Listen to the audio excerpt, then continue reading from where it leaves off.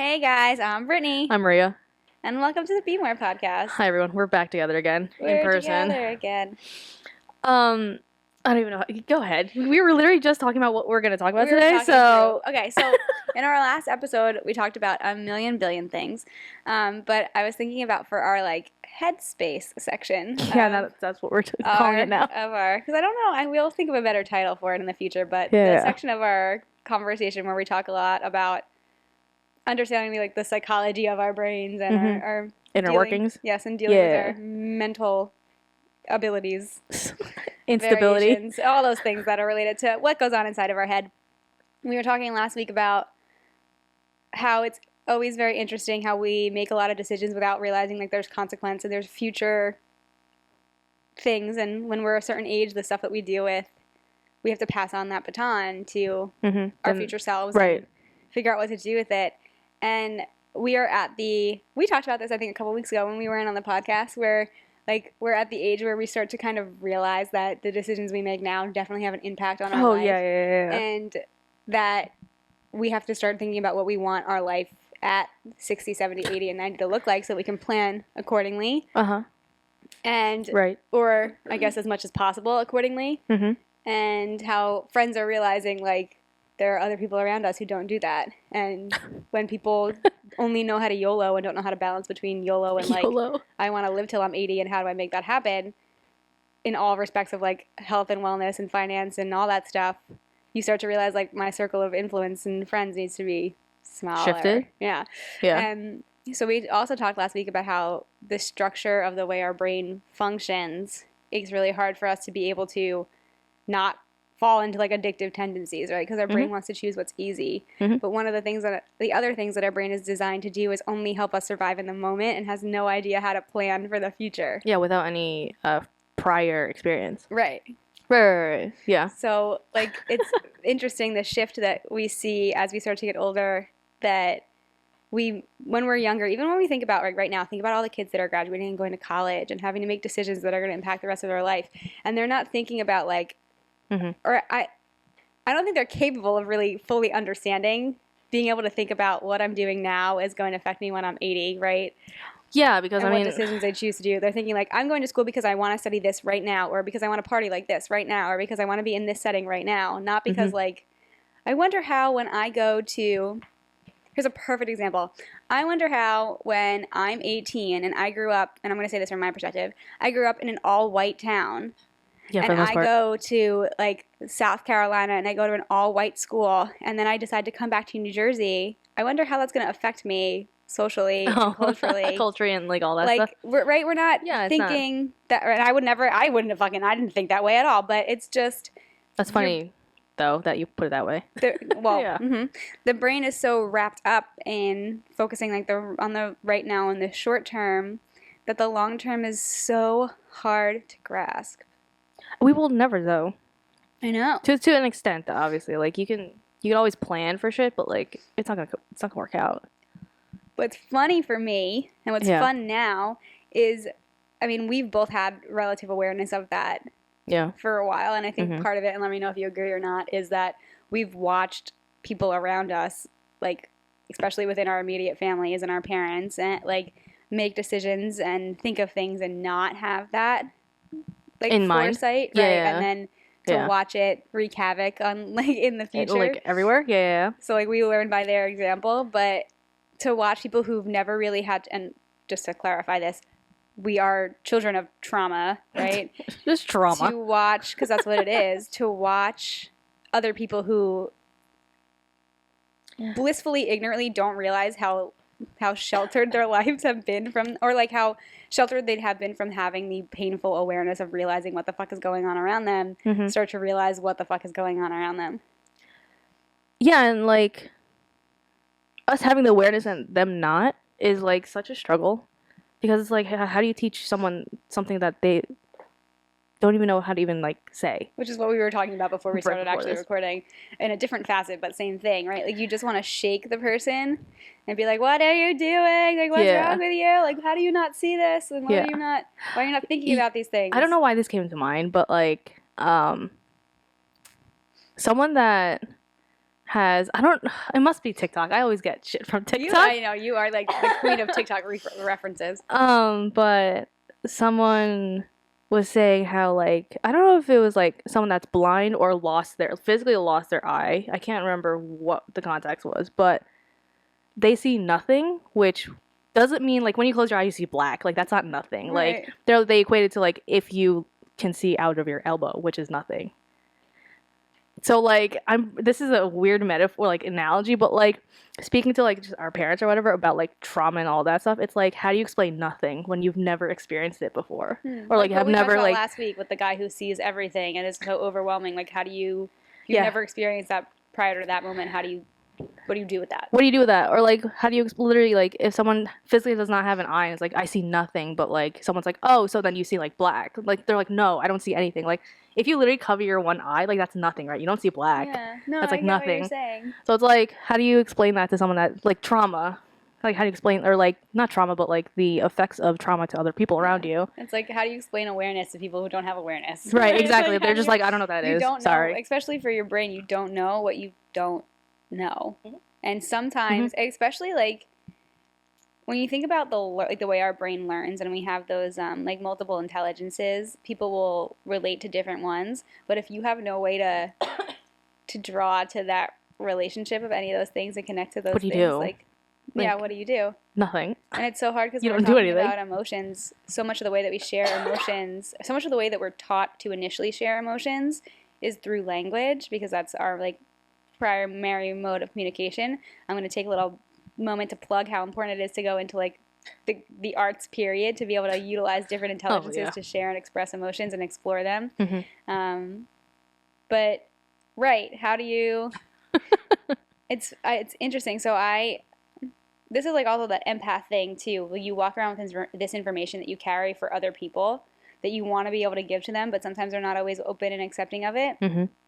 And in my previous self is definitely better at not just blurting stuff out and, like, blowing people out out of the water. But perfect example, I was having a conversation with my husband, like, 2 days ago. Uh-huh. And we're, like, he's dealing with some stuff, and, like, we're dealing with stuff because he's dealing with stuff, right? Mm-hmm. And, like, I'm trying to respond to it. And we had a conversation, and I was just like, can I tell you, like, is it okay if I tell you what I think is going on or what I'm seeing is going on? Yeah. And he was like, yeah, normally, like, right, you can't, normally I would just be like, this is what you're doing, and, like, right? Yeah, like, normally, me would be like that. But now I've gotten better at, like, asking for permission and seeing if people are open to it. And we have a very, like, safe space with us, yeah, right? of course. So I said it, and I was, like, sitting there like, oh my God, he's going to be so mad at me. And he was like, that was extremely insightful. And I looked at him and I was like, insightful, like I'm fucking annoying and I'm giving you information that you don't want to hear, or actually helpful? And he had, like, a awareness moment. Yeah. But not everybody, most people are not wired open to that, or, like, even willing to look into that awareness, right? And have that shift, because so much of the time people are hiding from the shit that they really don't want to see. Oh yeah, well, duh, yeah. And really don't want to look at because it's the hard stuff. But relevant to, like, us getting older, I've had to step away, and maybe you can relate. And we kind of talked about this a little bit. Maybe if you're listening, you can relate to this. Like, I've had to step away from people who are just super hard YOLO people, because I can't. Yeah. It's exhausting. Mm-hmm. And then I've also had to step away from people who, like, can't understand what consequence is. They can't understand how what you're deciding to do right now, like, can't decipher between the fact that I'm making a decision because of my ego and it's all about me right now and I have to show somebody up and I have to look a certain way, versus, like, I'm living my life for myself and making my decisions that I know are going to impact me in the future, that I'm not going to turn around and be like, well, that was fucking, I mean, it's not to say that you can't make a stupid choice. I make stupid choices all the goddamn time. But I think about how the future, the choices that I'm going to make are going to impact me in the future. Well, yeah, I mean, it's just a difference in living. Like, and I really wonder, here's my theory on this. Yeah, what's your... When you're somebody who experienced those types of, like, traumas as a child, are you more, or, like, growing up and coming of age, are you more likely to take, like, calculated risk? Right? Yeah. Or, like, you're saving your ass. Than be And it's not to say, like, I think it's hard. It's such a spectrum. But, like, okay, so I'm talking specifically, definitely 100% about financial choices right now. Okay. But I'm also talking about the things that I choose to emotionally invest myself in. Yeah, no, you're saving your ass in every which way. And it could be toxic that way, too, because then you're a people pleaser, even to yourself. True. Very true. Yeah. Because you know what to look for in, like, risk-taking and, like, other people's, like, personalities. Like, you kind of stray away from the people that'll hurt you. Or if you're already in too deep with them, you're just going to start people please. Yeah. No, I've gotten better at, like, taking a couple of steps back. Yeah. I think all of this also comes with, like, being able to have boundaries around stuff. Mm-hmm. But I have, like, my bestest friend from growing up is starting to realize that she has friends who are around her who are in a different phase of their life, like, their emotional development. Mm-hmm. Mm-hmm. Right? Some of them are still, like, the one friend that we were referring to has, like, almost reverted back into, like, being a young adult. That's what happens like to people. Like, that's why the quarter life crisis happens. Thing, yeah, right? Like, that's a thing that people go through in their 20s. Especially after COVID, right? If there was anything that was going to shake the shit out of you, to be like, oh my God, like, and you want to hold on to not having to deal with life, I understand. Right. But then there's also people who are, like, so wrapped up in their current situation that they, like, forget to have foresight in the fact of, like, hey, like, what is my relationship with what are my relationships going to look like in a decade if I suck myself so far into my own life and, like, my own family that I can't balance the two, right? You're going to be fucking miserable because then you can't just rely on the relationship that you have within your own tiny bubble of, like, whatever your family circle is. Mm-hmm. It's the awareness. I know. It's truly just, like, without any awareness of, like, your own actions, then you're not going to better anything. It would just be really helpful if just like a game. It's also a privilege, though. Like, you're living your life in privilege if you're not aware. Lacking the awareness. Yeah. Totally. Like, yeah. That's what blissfully ignorant, right? That's what we mean when we say that you're blissfully ignorant, is that you're totally just privileged. And you don't realize that it's a privilege, but it is a privilege to be able to be ignorant. Because then they just deem it as, like, oh, I'll make a choice and, like, it won't affect me really. And I don't know what consequences are, period. Yeah, exactly. But I really would like, for life, if we're going to go with this whole thing of, like, we are a video game simulation that's being played by aliens somewhere else, my request for our next update, please, simulation would theory. Be that, literally I'm looking up to the ceiling, like, please. I would like firmware update, please. Every age, because if you think about it, right, the only thing that we all have in common is that we all age the same, right? Time has the same influence on all of us. Yeah. So if every year when we had our birthday, every, like, milestone that we hit, we got a certain level of awareness, just, like, implanted in our brains that we couldn't, like, level up, kind of, like, we get, like, XP points. That's kind of what they would be. Like, you get a certain amount of it all the time, and then, but see, like, I know that would not be possible. But if you got a certain amount of it at every age level, and then we all were experiencing, you can't have the same experiences, but if we all had the same level of awarenesses that were starting to be built up. Mm-hmm. I think that would just make me feel better. So let's start with that. That should be world peace. Huh? Wouldn't that just be world peace? I don't know. Would it? Well, yes, everyone has awareness. We'd all be more, like, we'd all make more space for one another to deal with our shit. And that would be, I think that is the answer to, like, when friggin' Miss America, they asked, like, what do you want, world peace? When they asked, like, first of all, that's not helpful. Like, I would stand there and be like, I would like for us to live within systems that make space for one another to actually deal with and process our emotions. That's what I would like. Which would end to world peace. Which would bring us to world peace. Exactly. So, like, Miss America people. Just so you guys know, if you want something to, like, really just shock and awe your audience and just lots of brownie points, that's what you should say. That's what, the emotional intelligence is there. So this is a perfect segue into this. So what's the segue? A new term. Oh, God. Because you know how I'm super into all of these weird things, called disenfranchised grief. Oh yeah, you did mention that on text. Yeah, okay, so please explain. I have a feeling of what it is, but, like, honestly don't know, like, what the actual definition is. So if you want to look up the actual definition, okay. I've been, like, reading about the concept and also looking at it in terms of what's going on in the world. Google definitely just heard us because I put disenfranchised and then grief. Creepy. Okay, wait. So do you want to read it first? Do you want to tell me the way that? Okay, so the way that I see it. I mean, WebMD. This isn't, like, hardcore research is this on here. WebMD? I don't know, but it's probably literally psychological. What to know about disenfranchised grief? WebMD. So Disenfranchised grief is when your grieving doesn't fit in with your larger society's attitude about dealing with death and loss. Okay, so yes, that's the way that I see it. Okay, cool. So, and I see it as like I see it as like two sides. I see it as you experience something that is like rug pulling out from underneath you in your life, right? That changes the way you live, changes your awarenesses, changes everything. And then you have to continue living life without other people like acknowledging that grief exists. Yeah, no, that's what I got out of that too. Okay, cool. Yeah, basically, it's like, I feel like a lot of BIPOCs have this. Oh. That's what I feel like whenever you say disenfranchised, I'm like, okay, like I probably have this like inherently. Lack of recognition from just like I have this society. inherently. Yeah. And then grief, yeah, that makes sense. We're just living life without, having to deal with, or not deal with, but like speak about the fact that we're just grieving over the fact that like we're not privileged enough. Mm-hmm, mm-hmm. Yeah. Mm-hmm. And I've like the other like major concept that I've gotten this from, deal with me and dealing with my like trying to figure out what I'm doing with my reproductive system, but okay, yeah. That like women who like lose a child experience this a lot. Yeah, I've seen it. Right, like if you from like other people that are around. Yeah, right? Because then you just are expected to go on with your life. Yeah. Or like if you and have it's so common to like lose a kid. Or if you are somebody who's experienced any type of sexual assault. Yeah. Or like things that tend to be on that like no conversation list. Just like, okay, it happened, let's not talk about it. Even though like people are grieving over it. It takes years. And I read an interesting article that put this in the concept of living with disenfranchised grief in the type of society and the systems that we actually have in our world. Because all the time we talk about how the systems that we have in this country and the systems that we have in our society are broken. But this whole perspective shift for me was like, oh, this is so true and it so fucking sucks, is that they are not broken. They are functioning exactly as they were intended to and designed to.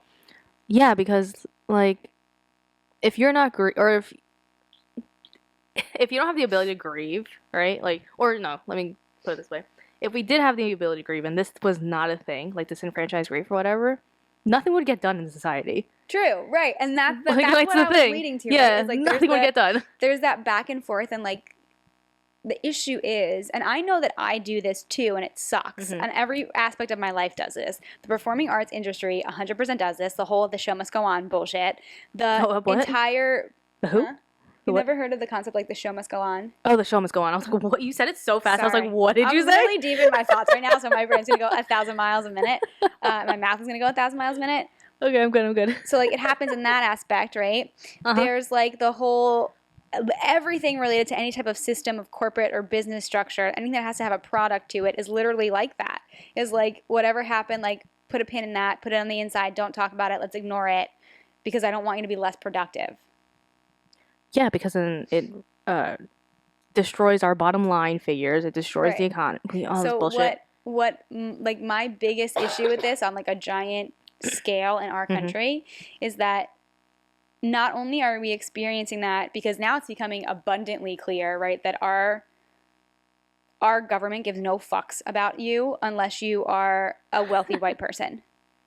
Right? Like in the systems, in systems in place, there's no hiding that. And our government is choosing to, like, we all see the wizard behind the curtain who's been lying to us the entire time, and he's standing right there, still trying to, like, pull tricks out of his hat. Mm-hmm. But like he knows that we see him, and he's just acting like nothing's wrong. Yeah. And it's relevant with all the bullshit we're seeing about gun violence across the country. Like we clearly see you just wanting to take money from the NRA, just wanting to have funding, and money being the most important thing. Maria's eyes are about to bug out of her head because she's like, yeah, I know. But I'm saying this out loud because I feel like we just need to say it out loud. That we clearly see that that's happening, and nothing is being done about it. And we all are living in that disenfranchised so embarrassing. That's literally the reality that we live in, that our government is not trying to do anything to protect us, and we all have to still carry on with our lives. Yeah, because like whenever these things happen and it goes on the news and like it's so like normal now. Right. But like to the point where it's like we're still grieving about it. Like it still sucks. Like there's nothing we can't do shit about it. And what's so frustrating, right, is that they put all of the media uses all of these like tactics to share these stories and just like scare the shit out of people and put all of this fear in us, and then nothing continues to happen. Wait, hold on. There's a man, Ted Cruz. This should be good. There was a video of him being interviewed. Where is it? I can't. From a British reporter, so not American. So it's completely like, completely not within the country mindset, but like someone that's a foreigner is like, what, like, why is there so much gun violence, basically?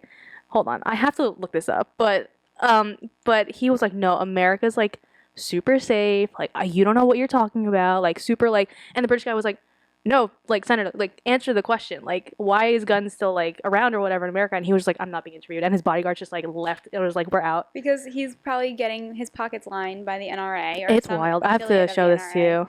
You want to know what? I can't even bother watching these interviews or these things anymore because they're wild.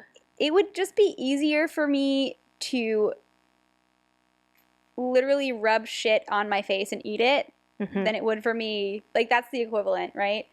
Rub this poop on your eyes and blind yourself and then have a bad taste in your mouth after. Like, it doesn't, what difference does it make? I'm sorry, I found it. So now, like, so this is Ted Cruz speaking. This is from Sky News. See his face. Yeah, I'm gonna.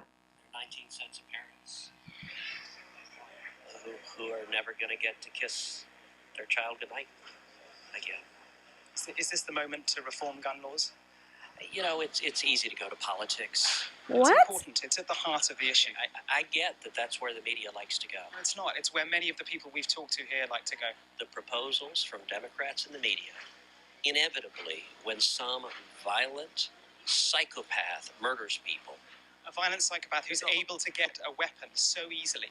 18-year-old with 2 AR-15s. If you want to stop violent crime, the proposals the Democrats have, none of them. He just said he didn't want to go into politics. Why does this only happen in your country? I really think that's what many people around the world just, they cannot fathom. Why only in America? Why is this American exceptionalism so awful?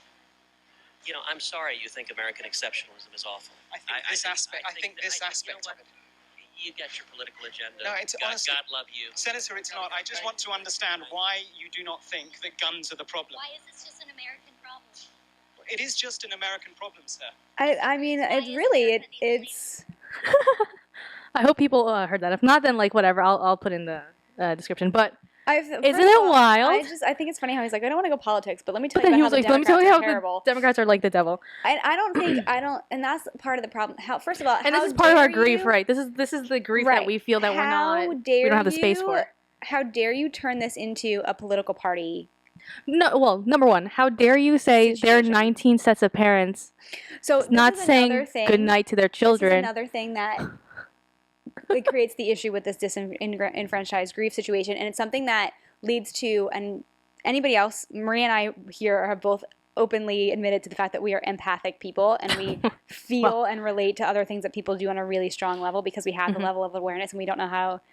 We didn't know how to make the boundaries about how to protect ourselves from other people's emotions until way recently. After we experienced a lot of them. So yeah, the whole compassion fatigue and the empathic fatigue. Yeah, we've grown up in a world where people say shit like that. People say very graphic, emotionally relatable things to us to try to manipulate us into feeling a certain way, and then pull that so that then we're like, oh my god, yeah, those poor parents, and then you follow up with just shit storms. You follow up with the shit storms. How? I can't. See, this is the grief that we're talking about. Right, like I'm grieving for the fact that, oh my god, this situation happened in these poor families, and then I'm grieving for the fact that, like, oh my god, these are the people who are supposed to be in charge of doing something, right? Just like listening to him talk and his facial expressions. And then on top of that, I'm thinking, oh my god, he's just a very small piece of a larger system and a larger, like, playmaker who is just clearly, we're looking at all of these things, looking it dead in the face, and they're smacking us straight across the face and being like, you didn't see anything. And it's so embarrassing because it's like the whole world sees it. Right. Like the whole, literally. And you want to know what's this British the most guy was like, part? "This is the only reason, and that's what's harder, is that it's become so blatantly clear that there's no running from it. The only reason why we're having this problem and why this is all greed. This is all greed of ego and greed of power and greed of money, and that yes is, first of all, the system doing exactly what it was intended for. And second of all, absolutely disgusting. Just in case you didn't know where my stance was on that. And then wait, here's the better part. Yeah. Something else that I was reading about. Think about how the media, right, wants to show us these things and show us these things. And I didn't even realize this until I was reading about it. The people who own the media now are people like friggin' Elon Musk. Yeah, Twitter. Amazon now owns a major media news outlet. Mm-hmm. So Jeff Bezos does. So the people who... Disney has every which... That's true. Disney has their hand in literally everybody's pockets. And so if you don't walk away from today's episode without anything, I want you to just realize this. When we spend money... Oh God, here we go. So let's talk about literally the cycle of how our economy works right now, right?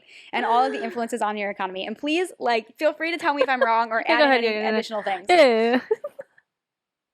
You look at the systems of our economy and the businesses and the capitalism and the people like Jeff Bezos and Elon Musk, right? Yeah. They want us to spend our money with them. They want to have the money and the power that comes with the money. And that power is not only defined by what they're able to, their livelihood, right? Their level, their quality of life, and their status within our socioeconomic ranks. But that power is also to influence and put money into the government as they see fit. Yeah, they lobby for whatever they want. Correct. Yeah. So that they can control the government. But then on top of that, people who are running our, the major capitalist... I'm just going to call them the capitalist nations because honestly on their own they really could all be. The major capitalist companies are now also taking over the media, which is giving us the information that we are supposed to feeding from to drive not only our emotions and our life. And their intention is to either scare us so we spend more money with them, or try to somehow manipulate and inspire us so that we spend more money with them, so that they can continue to pull the strings on our government the way that they do and continue to pull the strings on our life. So the question that I have here, my friends, is would you rather know that this is a simulation game by aliens, or would you rather the real reality of what we live in right now is the fact that the people who are pulling our strings are not aliens, they're scarier monsters that live amongst us right now and are trying to do it all from behind a curtain, and even when we pull the curtain away, they don't even hesitate to continue to do the bullshit that they're doing. That is our economy right now. The simulation theory is as days go by, I'm like, man, I wish this was true. Right? Isn't that gross? Isn't that awful? Be afraid of it. It used to be I'm just what if? And now I'm like, please. Did you hear that someone? I don't know if it was America or what country it was, or maybe it was China. They saw a UFO and documented it, but they destroyed the documents recently. This was this week. Cool. So I'm like, okay, so they're in contact. Where's this? Who's what god here? You know what I've been? It's playing a really bad Sims game, I've been saying. So, I love movies and stories that come from, not America. No, the beginnings of our country for sure, because I think that's fascinating for me. But that come from, the time in the world of the 1500s to the 1800s, when so much major development was happening to bring us to where we are now. Yeah. Think about this is a crazy thing. This is where my brain has been. Our world, this world, how old is the Earth? Fucking billions of years old, is it not? I'm not a scientist, but yes, let's go with that. It's got to be, right? It's not. We'll look it up. This is what I've been thinking about, and this is a sad. This is. I put how old, not even OL, not old. Oh, how old? And then the first question is how old is the Earth? So. Google, your computer's listening to us. Can you 4.5 billion years? Can you figure something out on that, please? Because that's terrifying. Okay, so sorry. the Earth is 4.5 billion years old, right? And So it's been around for a while, and it's been going through its cycles of like having to rebirth itself, right? Yes. When like with the dinosaurs and all that. Sorry, I'm looking up the Industrial Revolution because that's when literally that time span is. Yeah, it's 1700s to 1800s. So and that's the time when like so much changed in such a short amount of time. Correct. Right? And that's why we're here now. So think about how long our world has been in existence, or the Earth has been in existence. I hate saying our world because it's not really ours. Like she is her own damn thing. Yes, right? the own entity. We are nothing on the blip of her existence when you think about 4.5 billion years. And she's gone through her shit, right? As humans, in the way that we've developed from the 1700s till now, right? We're talking 300, 400 years. Yeah, I can't do math. Like, yeah. Right? Yeah. I'm validating that I can do math. It wasn't me questioning you. I know you can. I don't know. It's taken us 300 years to not completely only destroy this earth, completely destroy her, right, in her current state of wellness, like to talk about her like a being, but that's the equivalent, right? Yeah. But for us to really destroy ourselves, I'll say destroy us in the same breath. Okay, so here's what I think. Going back to what we said last week, right? Yeah. We are so intelligent, unfortunately, so capable of like thinking. Yeah. Where has it gotten us? Apparently with a lot of mental illness. Right, but also like the destruction of our world and ourselves. And a lot of it was ignited through the Industrial Revolution, right? Because it ignited more ways to make Who made money? Who was like, this is good? I mean, it was barter and trade. Right? Yeah, it's so much easier for me to give you a piece of paper than it is for me to like have to lug 6 cows 7 days 100%. across the country. Yes, I get that. And now it's not even like paper. It's but now it's not even a real thing. But yeah, money's not a real thing anymore. It's like credit cards and crypto. What I really want to know. Yeah. And this is going back to the whole like UFO thing. Mm-hmm. Who gave us technology? Because I'm sorry, but I don't think that it was just like I don't think it was just a human capability. Because if you think about it, when the first like that we know of outright. Yeah. Let me say this. When the first documented white person was involved in this situation, we go back to Benjamin Franklin, right? Yeah. How does I put a key on the end of a kite and I get electrocuted? Become electricity? Turn into, I know how to control electricity and make a system. I understand if you work in this field and you're an electrician, I'm sure that you understand this. I don't even understand. Let's just pull this back. Nothing about a human being is more capable than any other animal. Honestly, in a lot of ways, other animals. Like think about like friggin' dolphins and their radar and the whales. And sonar, or whatever they have. And even just bats and like we don't have any of that capability. Yeah. So how is that? How are these possible with all of this technological capability? Even like this, right? How is it capable? How understand. Are we able to harness that power? I have no idea. I literally like because if you think about the internet for even 5 seconds and how that works, or like Wi-Fi, what the fuck does that mean? What the fuck does that mean? How are things under the water? On our own? Yeah, how are things in the ocean? Think about this. Even when it comes to, I hope one weird like animal in the ocean fucks up the Wi-Fi. Cool. You know how because it's just wires. An influx of bats, and they're just gonna flow through the country, and it's gonna be like fuck up all fucking the plague or something. It's gonna happen. I have no idea. I couldn't tell you. If you think about it, right? So you're saying the simulation theory is real? Yes. This is me proving all of this right now. Because if you even think about what we've been able to do with other natural resources, right? Think about what we've been able to do. How we've been destroying oil. But think about what we've been able to do with like fire, right? Because I mean, fire and electricity are like they're heat. They're sources of heat. Right? Yeah. We don't have there's the equivalency there. Yeah, doesn't make sense. None of this makes sense right now. Okay, sorry. So think about what but like just if people are listening to this right now and like actually thinking about like electricity. This shouldn't be possible. Right? It shouldn't be possible. Also, just like cars shouldn't be possible. Correct. Like how does this work? But we've made it work. I mean, cars at least I get a little bit because I can understand like the cogs and like the and like I can understand transportation where it started from. I understand too. Electricity will forever be a thing that I don't understand how we were able the internet. To harness. Well, the internet too. Like just like right. I don't understand. I don't understand how and we websites. Were able to and just like figure the World Wide Web. Yeah. That out on our own. I don't people are very smart. Yes, we will give like every Einstein person equivalent and I can understand like when we figured out how to make a plane and we're learning how to utilize those things to our advantage. Like, right? Like flying a plane is about using wind and using energy to be able to like, we're using it for our advantage, right? Like, but we're not controlling it. How did we get to the point? Like, because even think about like, we don't have control over fire. We have to use other sources to be able to control fire. We use gas to control fire. We use like a certain plant to control it. But like, you can't control fire. So how did all these natural things become our something that we can generate? Like you can make water, you can make fire, you can like the other elements you can make. Elements also, I don't understand. How? Like we don't even have access to electricity. Like it's a thing that's just there, and it runs through our bodies, right? This is when we're talking about electricity. Your body is made of electricity, and the nerves that you have, the way that energy flows around the earth. There's electricity there too. Yeah. So how did we take this thing that is intangible for us, but we know exists, and turn it into technology? I don't know. Don't ask me. And this is why I believe in like other forms of being. There has to be around because it's the whole time. I don't think I might have been holding it wrong the whole time. Sorry, friends. I don't think that I don't know. Going back to how we started this, I don't know where we are anymore. Right? Yeah.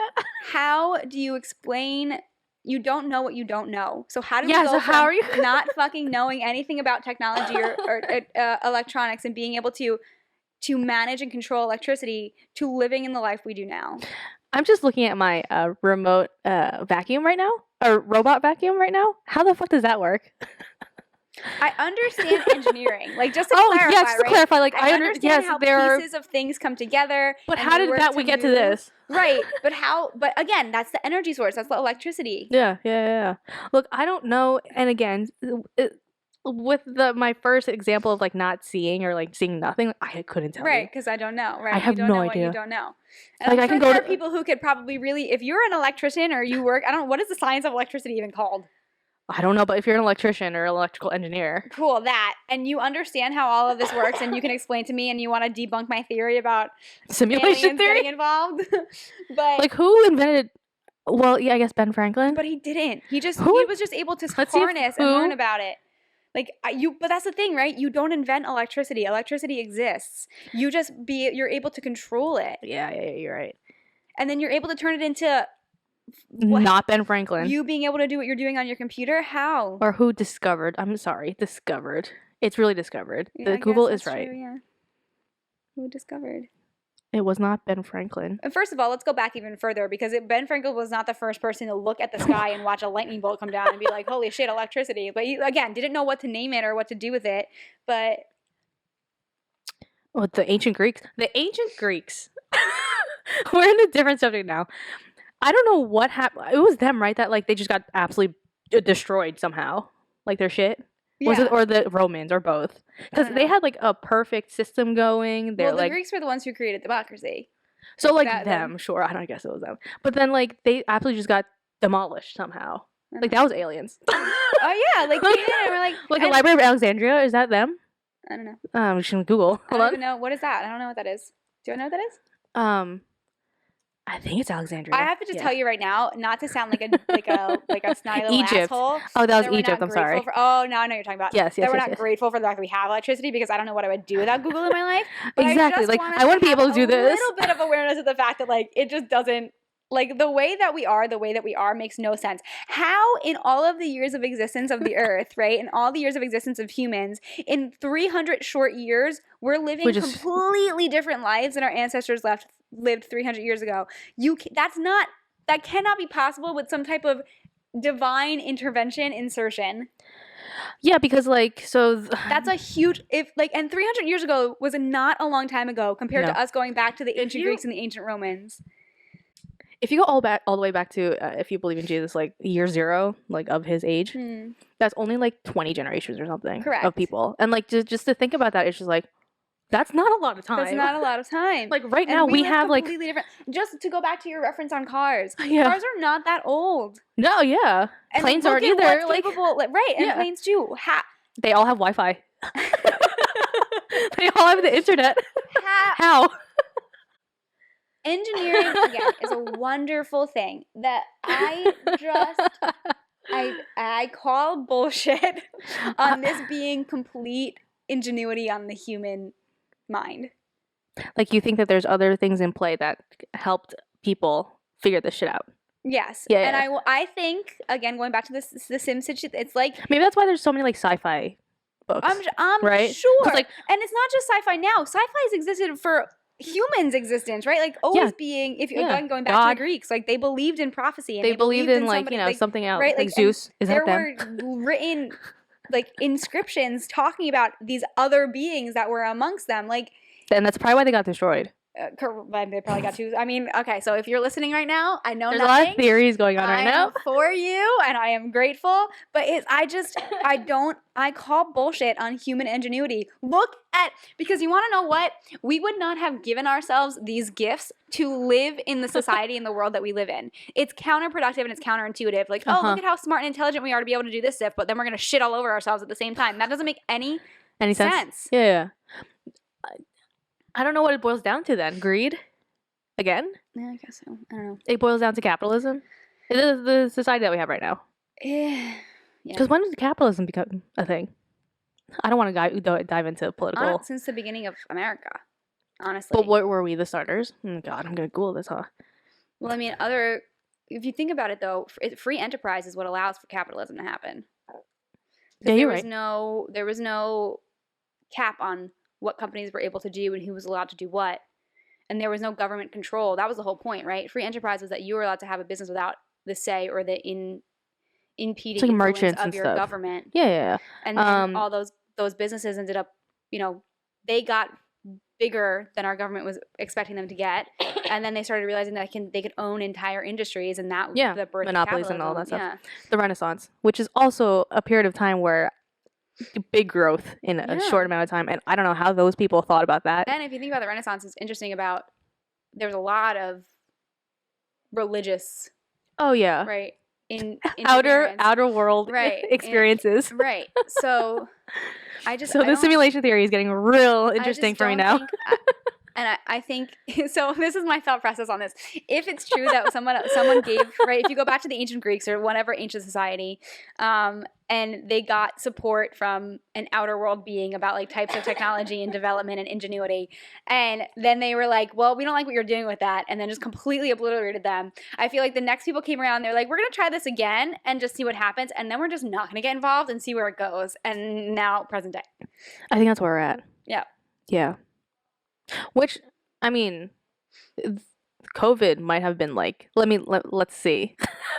Let's see what happens to them, I think it totally instead of like, lightning bolts coming down. I also want to know why, like,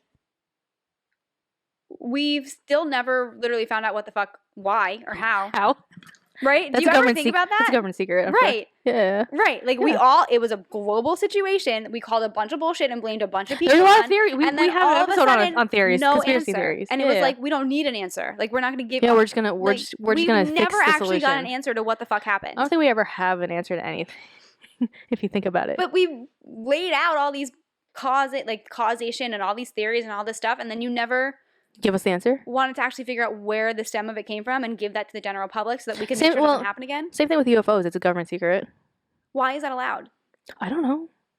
But then you bold-face put these fucking assholes out on Sky News on the media to talk about shit. Yeah.